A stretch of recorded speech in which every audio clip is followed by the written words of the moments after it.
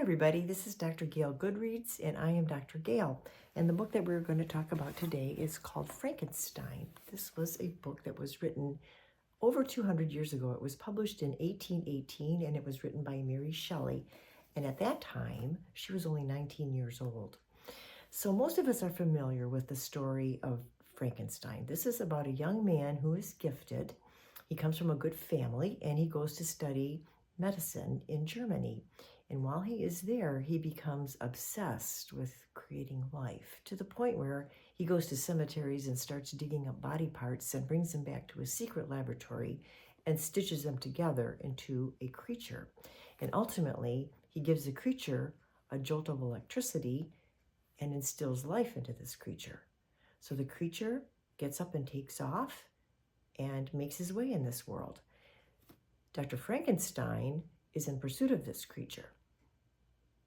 It's interesting, though, because at this point in the story, this is where the story that I know it from popular culture and the story that is in the book sort of diverge.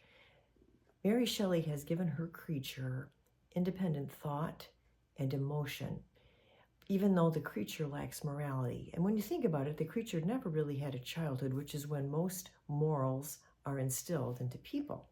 So this creature wanders the world, and when he encounters humans, he finds that he is repulsive to everybody, and he is extremely lonely, and he feels that he is being treated unjustly. He even comes into encounter with his creator on a couple of occasions, and he accuses his creator of making him this way. But he also finds out that his creator, Dr. Frankenstein, is just as repulsed as anybody else. And this really upsets the creature. He compares himself to Adam, who was created by God. And even though God punished Adam, at least God still had some compassion for Adam. So the creature goes on a murderous rampage. But the victims that he chooses are mostly victims that are important to Dr. Frankenstein. So this brings up kind of an ethical or moral dilemma. Is this truly murder if this creature doesn't realize that it's wrong and has no guilt associated with it?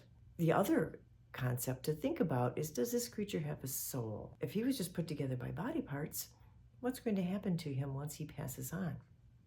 There's a couple of other interesting dilemmas in this story. One of them is, who is the actual monster in this story? Is it the creature or is it Dr. Frankenstein?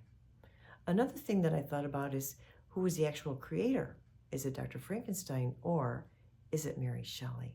There are a lot of ethical issues in this book, so it does make a good read. However, the prose is a little challenging to get through because it is a product of its time, which was basically 200 years ago. So it's very wordy. However, I was intrigued by the whole concept. One of the interesting things I found is that this takes place mostly on the North Sea. What happens is that Dr. Frankenstein goes in pursuit of his creature, and this takes him all the way to the North Sea, where Dr. Frankenstein, who is on a sled with dogs, comes into an encounter with a ship that has been stranded. So Dr. Frankenstein is taken aboard the ship and reiterates his story to the sea captain. So this is an interesting parallel because the North Sea was basically uncharted territory at that time, and Dr. Frankenstein himself was in uncharted territory as well.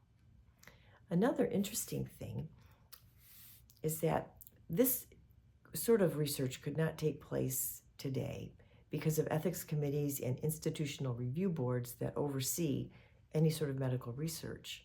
However, we are pushing the envelope because we are now able to take cells and clone a complete animal out of them. And in addition, we are now at the point where we can manipulate DNA. So it's interesting to think where we are going to go with all of this in the future. Another interesting thing of note is that Mary Shelley revised this book in 1831 and republished it. And in her new edition, Dr. Frankenstein is less of an antagonist and more of a victim of circumstance. Mary Shelley had gone through quite a lot of losses in the first edition to the second. So she had lost 3 of her 4 children. She had also lost her husband in a sea accident. And I'm sure this was influential in her decision to edit the book and republish it later. So I hope you enjoy this book. I hope you give it a try. Again, this is Frankenstein by Mary Shelley, and we will see you next time.